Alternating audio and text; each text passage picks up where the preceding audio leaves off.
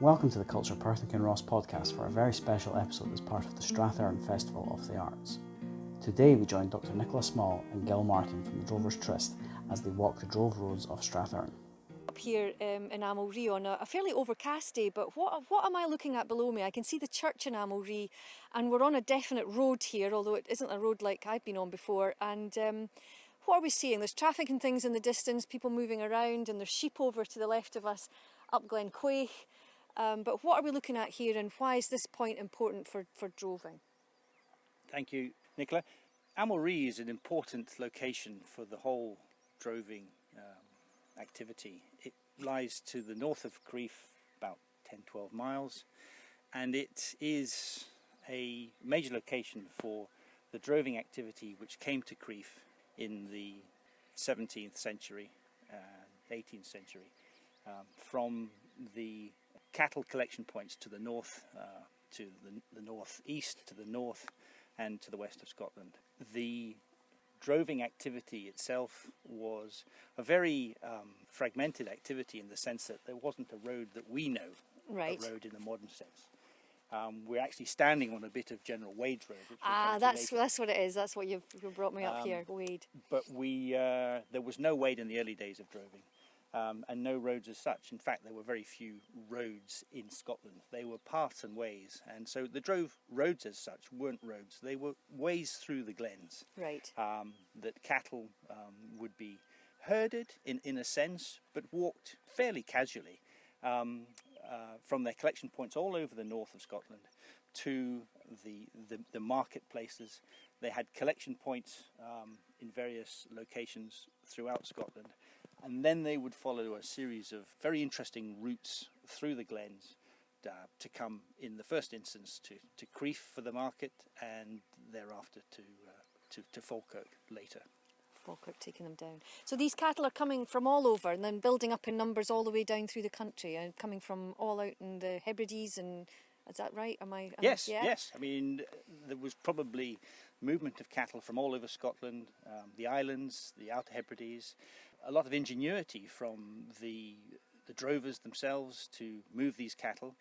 What's interesting about the droving activity and the use of the roads is that the cattle weren't a homogeneous herd as such. They were brought together in small numbers, by the ones drover. and twos, by the drover, and also by the dealer and the tacksman and a number of people who worked the market, as it were.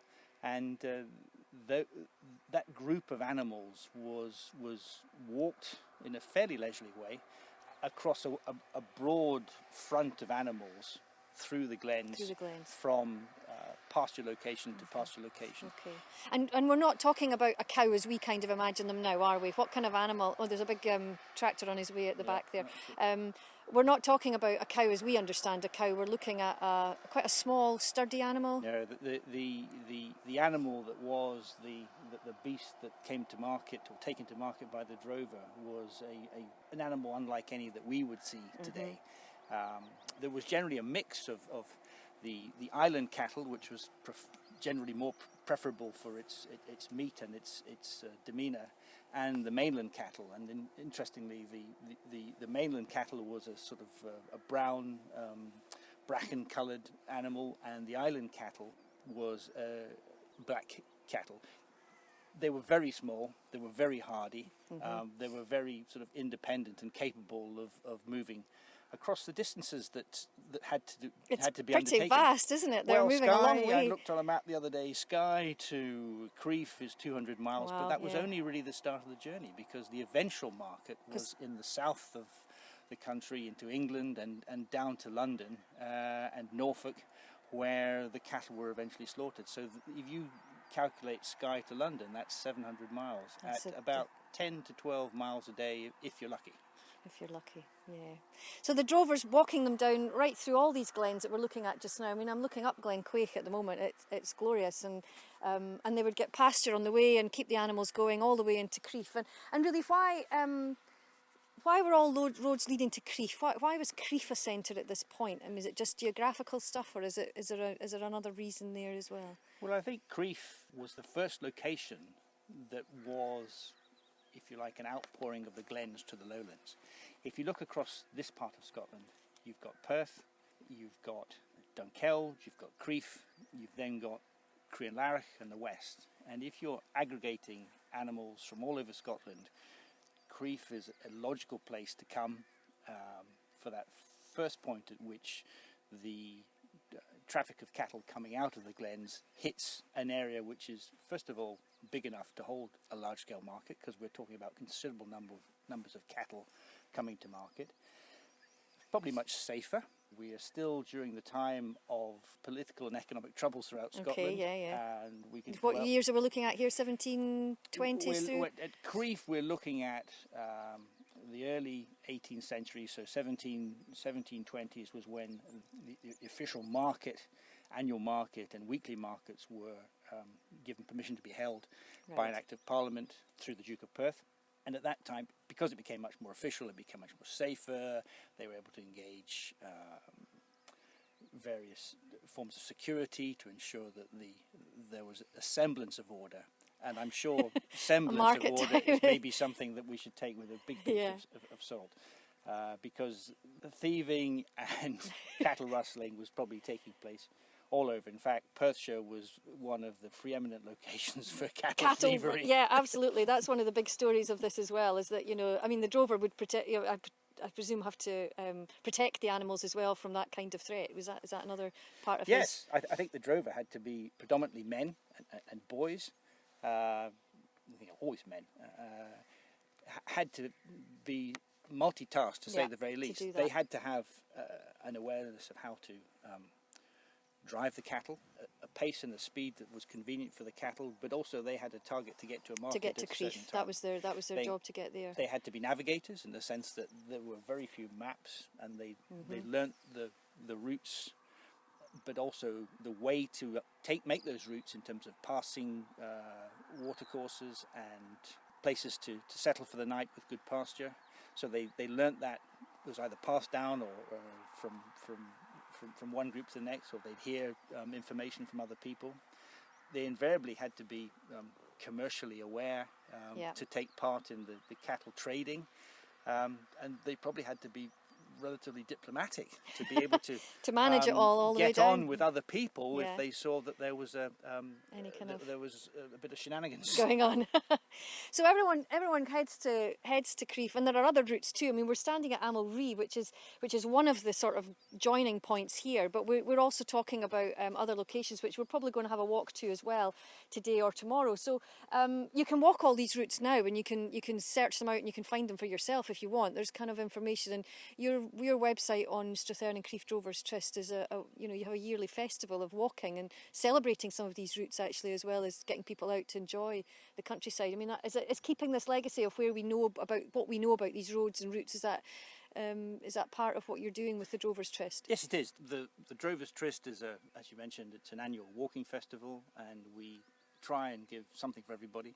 We do the Munros, we do walks that engage historic and nature interests, but we also commemorate the droving activities by undertaking linear routes through the glens, which invariably follow a drove route as such, and that's an opportunity to participate in a walk that would have been a drove route, and sometimes we go from north to south, other times we go from south to north, but that commemorates the droving activity, and we also want to tell those who participate in the walks as much about the history and the heritage of where we are. So I mean, it's one of the things that made Crieff the centre it was for quite some time then, isn't it? I mean, the fact that these markets, I mean, we're not talking about a market in the way that you and I maybe think about a market as well. You're talking about a lot of animals and people descending on a place for a short time to do their business, but that's why Crieff, is that why Crieff was the centre at that time and developed over time? Or I think we're talking about organised chaos, because there was a definite need for a commercial transaction to take place. Crieff was the location that became, through sort of chance but also design, it was a logical place to hold the market for many, many years. There was a reason for the market was primarily to trade the cattle, but obviously there would be many other things going on. These drovers and the dealers who would sometimes be a drover but might also travel independently to the drover, to the market. Had probably been on the road for several weeks at the time of arriving at Crieff, and there would be an opportunity to do the next stage in the transaction of moving these cattle to the south. There would be obviously celebration if things went well, and despondency if they didn't go well.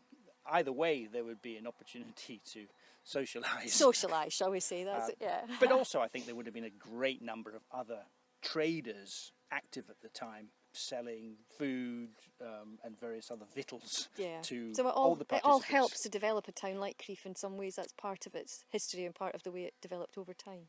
Yes, the market must have been a fairly wild activity, not only because you had at times nearly 30,000 cattle being traded. Yeah, I can't get over the numbers. I mean, you wouldn't see that number maybe coming through Amalree, would you? Will it be getting up that close, or would it? Well, I think the movement of the cattle had to be done in relatively small numbers. Yeah. But they all come together eventually, and then they coalesced at Crieff. They were probably organised in groups through the fields and the common land either side of Crieff, down to the Erne, probably 4 or 5 miles either side, maybe. I'd love to hear from anyone down in that area who maybe has that history in their family of their land being used at that time as well. You wonder if there's people, hopefully who'll maybe hear the podcast as well, we'd be interested in getting in touch about that. Have you met people through the Drovers Tryst who have been interested in that way and locally? Well, there are stories of people who know areas where the cattle would have been, and I don't have sufficient knowledge to be able to tell, but even today, certainly where the land has been relatively untouched for a good period of time, people say they can tell areas that have had evidence of being pasture during the droving days, where the cattle grazed very heavily on a particular piece of land.